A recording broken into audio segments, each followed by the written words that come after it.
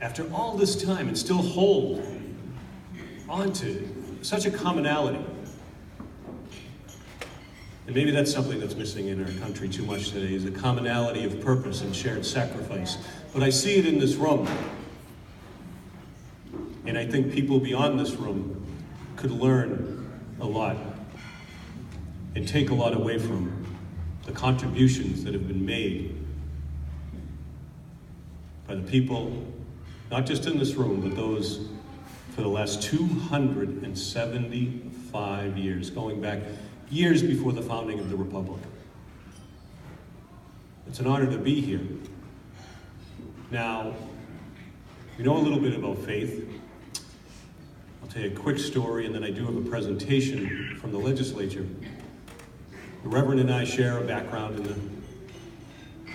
in the Army, in the military, the U.S. Army. His career much more illustrious than mine, but those of us in the military know a lot about faith as well. So when I was in Iraq, we didn't get a lot of time off. I was a legal advisor to a special forces group.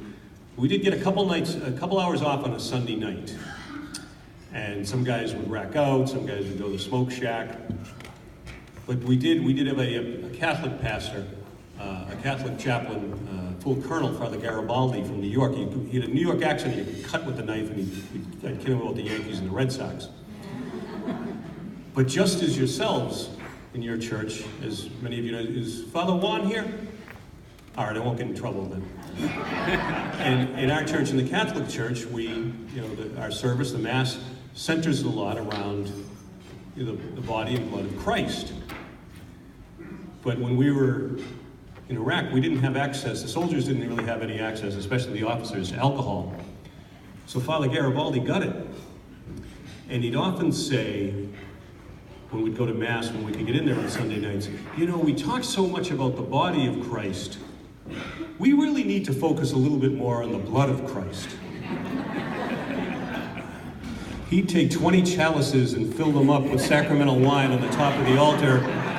By the end of that tour, the Jewish guys were going to Mass.